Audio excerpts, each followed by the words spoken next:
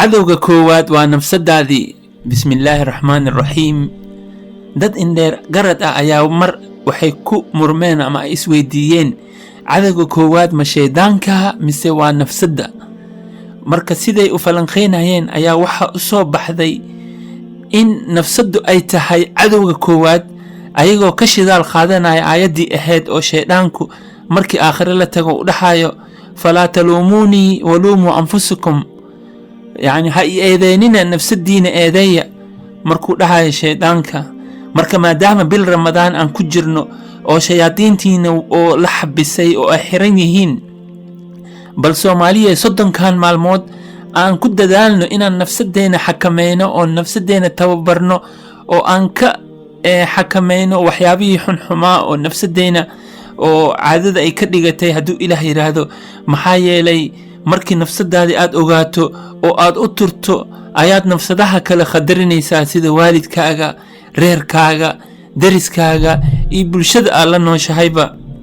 sida ilaahay qur-aankiisa uu ku yiri in allaha laa yugayiru maa biqowmin xataa yugayiruu maa bianfusihim. qoom ilaahay ma bedelo ilaa ay nafsadoodii iska bedelaan. marka waa muhim inaan soomaali ahaan nafsadeyna aan u jihayno dhinaca fiican hadduu ilaah yiraahdo. ugu dambeyntii waxaan kusoo khatimayaa sheeko dhex martay wiil dhalinyaro ah Soomaaliyeed iyo awoowihiisa. wiilkii ayaa wuxuu weydiiyey, awoowe maxay ku dhacday in awoowayaashii hore Soomaaliyeed ay zaka bixiyaan oo ay gargaar u diraan kaalmo ah dibadda, maantana anaga aan gargaar ku noolnahay oo mar walba aan mucaawano sugayno, maxaa sabab ah? awoowihii ayaa wuxuu ku jawaabay maalmaha adduunyada ayaa sidaas ah, tilka alayaamu nudaawiluhaa bayna annaas. laakiin aan kuu sheego sheeko yar. sheeko waxaa jiri jirtay wiil yaroo dhalinyaro ah oo xer ah ayaa ninkii macalinkiisa ah uu yiri, macallimow waa baxaya arsaaqan soo raadsanaya, waa safraya. macalinkii wuu fasaxay wiilkii intuu jidka ku jiray ayaa wuxuu arkay shimbir oo garab la oo aan duuli karin oona indho la. markaasuu wiilkii wuxuu isweydiiyey, yaa arsaaqaya shimbirtan? ilaaha amarkiisa waxaa soo degtay shimbir kale oo xoog leh oo cunno u wado oo cunno afka u gelinaysa shimbirti kale.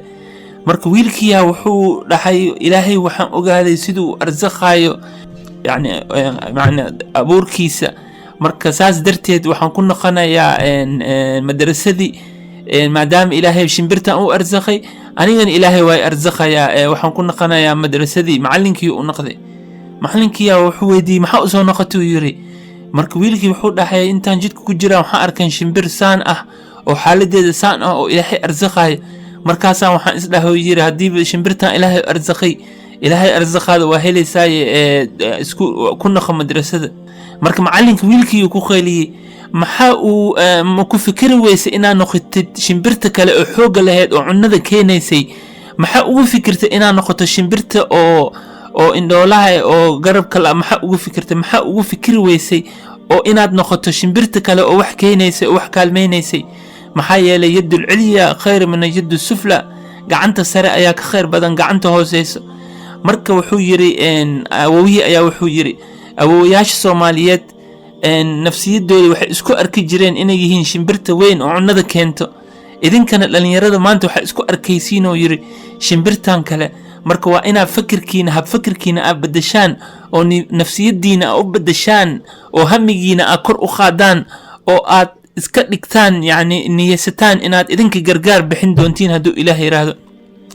marka dhalinyarada Soomaaliyeed waxaa naga waanaha inaad hamigiina hami sare ka dhigtaan oo aad niyeysataan insha allahu tacaala inaad mucaawano dadka dalalka kale u diri doontaan oo qaaradda mugdiga ahayd Afrika meeshii laga ifinayay inaad noqon doontaan, inaad niyeysataan.